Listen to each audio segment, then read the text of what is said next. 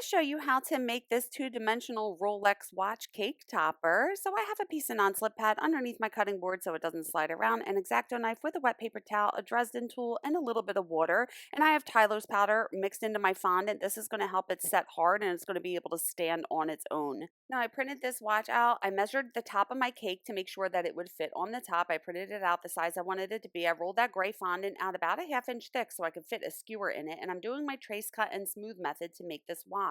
So I'm starting by taking my Dresden tool and I'm tracing the outer edge of this watch. And I want to make sure that I get all of this inner detail as well. So you could see a bunch of horizontal lines going across, and I just want to make sure I trace all of them. And then I lift up the paper and see the lines that have transferred. So now I want to take my Dresden tool and just deepen all of these lines. And now I'm taking my X-Acto knife and cutting this out. Now, since this is a thicker piece of fondant, I need to make a guideline cut first. So I'm just sticking the tip of my knife into the fondant to create a guideline. By making the guideline, you're not going to distort the top edge of the fondant when you cut this out. Once that guideline is done, then I'm sticking the tip all the way down to the cutting board and cutting this out. And then anytime you cut anything out of fondant, the edges are going to be jagged. So I'm flipping it over, taking my fingers and my tools and just smoothing this out. There's pieces of fondant sticking out, and this is going to be on the very top of the cake. So it has to look really nice from the front and the back. It takes a little time to smooth it all out, but it makes your pieces look so much better. And then I'm just taking my Dresden tool and just deepening those lines once more. Now I have some yellow fondant rolled out pretty thin, and I'm tracing these two gold bands on here. And again, I just want to take my Dresden tool and deepen all of these details.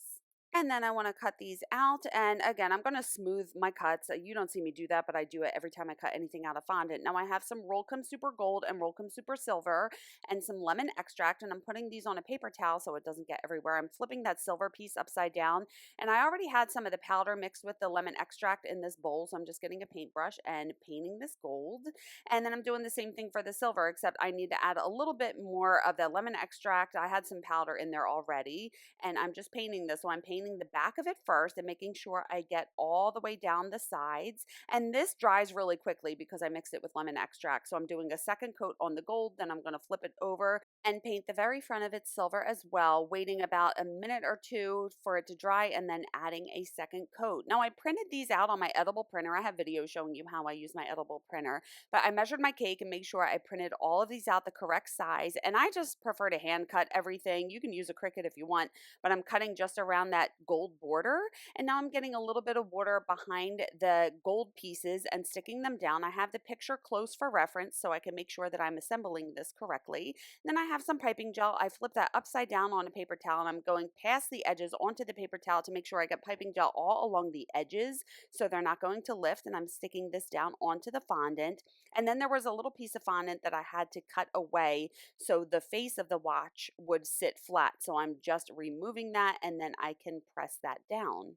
And now I need to make the piece for the side. So I have a little piping tip and I just held it up to make sure it's the correct size. I have some thicker gold fondant. I cut a little circle out and I'm using this tool just to make some impressions, some lines on the side, and then using that Rolex Super Gold and just painting that gold. Get a little bit of piping gel behind it and I'm going to stick that on the side. And voila, look how cool this is. So I'm going to set this aside for a day or two for it to dry before I put it on the cake. Now I'm screwing a skewer in the bottom, making sure it's not poking out the front or the back. This is why I roll that gray fondant out a little thicker. That way I can get a skewer in it. And then I like to put one right next to it. That way it's not going to twist when it goes in the top of the cake. I'm getting some icing, the same color of the cake that it's going to be touching, and getting some icing underneath it. And I'm sliding those down onto the top of the cake. And then taking my dry paintbrush and just removing any excess icing that is sticking out. And here is the watch on top of the cake. How cool is that? I do also have a video showing you how I make this edible image border, and make sure you follow or subscribe for more cake decorating tips.